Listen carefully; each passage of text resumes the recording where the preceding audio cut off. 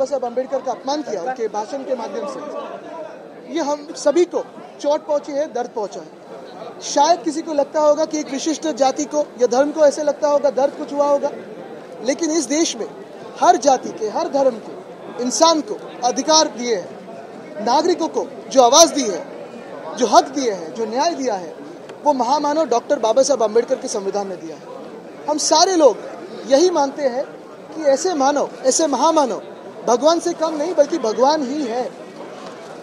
अमित शाह जी ने जो कहा था कि अगर भगवान का नाम लेते तो स्वर्ग पाते, हम सभी लोग भगवान का नाम लेते ही है, भगवान का पूजन करते हैं, नमन करते ही है, लेकिन हम वैसे ही छत्रपति शिवाजी महाराज और डॉक्टर बाबा साहब अम्बेडकर को भी भगवान मानते हैं, उनका भी पूजन करते हैं, उनके सामने भी नतमस्तक होते हैं। वो इसीलिए है क्योंकि छत्रपति शिवराय ने हमें स्वराज्य क्या है बताया और महामानव डॉक्टर बाबा साहब अम्बेडकर ने हमें इंसान की तरह जीना कैसे है ये बताया।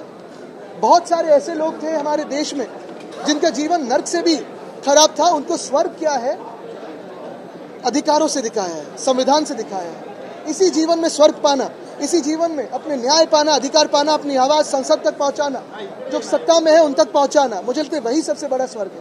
सत्यमेव जयते इसको कह पाना, इसे भी स्वर्ग मानते हैं। न्याय प्राप्त करता इसे भी स्वर्ग पाते हैं, इसे भी स्वर्ग मानते हैं। और यही बात है कि भाजपा के मन में जो था, जो घृणा डॉक्टर बाबा साहब अम्बेडकर के प्रति थी, जो घृणा इस देश के संविधान के प्रति थी, वो भाजपा के मन की घृणा आज उनके भाषण के माध्यम से देश के सामने आई है। उसी के विरोध में हम यहाँ आंदोलन कर रहे हैं, लेकिन सिर्फ हम नहीं कर रहे। मैं आज ये सवाल पूछना चाहता हूँ नीतीश कुमार जी से, क्या वो ये अपमान नहीं मानते? क्या वो अपमान स्वीकारते हैं?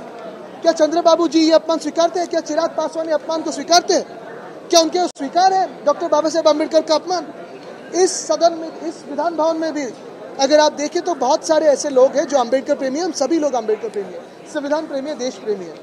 क्या ये देश प्रेमी विधायक, क्या ये संविधान प्रेमी विधायक, क्या ये अम्बेडकर प्रेमी विधायक जो भाजपा के साथ हो, उनके मित्र दल में हो, क्या वो इस्तीफा देंगे? क्या वो हमारे साथ आएंगे?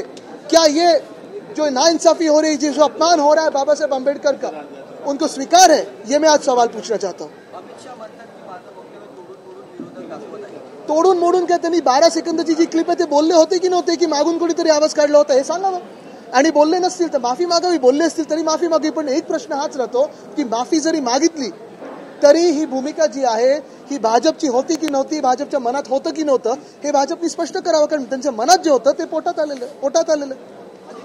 आदित्यजी, शहांचं असं म्हणणं आहे,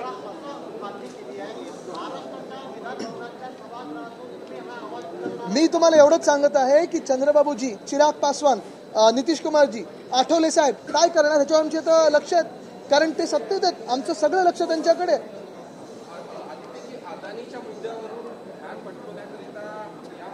बिलकुल नाही, अदानीचा मुद्दा आम्ही घेतलेलाच आहे, तो रस्त्यावर घेऊ, संसदेत घेऊ, विधान भवनात घेऊ। तसंच महामानव डॉक्टर बाबासाहेब आंबेडकरांनी ज्यांनी आम्हाला इथे आंदोलन करायचा देखील अधिकार दिला, त्यांच्यावर जेव्हा कोणीतरी बोलता आम्हाला रस्त्यावर उतरायलाच लागेल। कर्नाटकच्या काँग्रेसच्या आमदारांनी बेळगावला जर केंद्रशासित करायचं असेल तर मुंबईलाही केंद्रशासित करा अशी भाषा केली। मी हे आधी पण सांगितलेलं आहे, तो आमदार काँग्रेसचा असो किंवा भाजपचा असो, मुख्य गोष्ट ही आहे खरं तर वाद कुठच्याही पक्षात नसायला पाहिजे, पण जे काही दोन्ही सरकार, मग वारंवार भाजपचं सरकार असेल किंवा काँग्रेसचं सरकार असेल, तिकडचं कर्नाटकाचं बेळगावमध्ये मराठी माणसावर जो अन्याय करत आहे त्याच्या विरोधात आम्ही बोलत राहणार। आणि आमची ही मागणी ठामपणे आहे की बेळगावला केंद्रशासित करणं गरजेचं आहेच।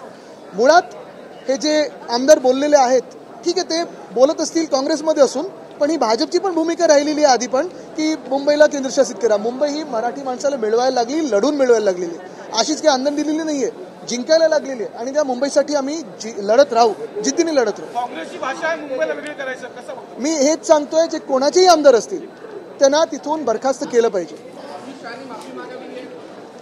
Aditya sir, Aditya sir,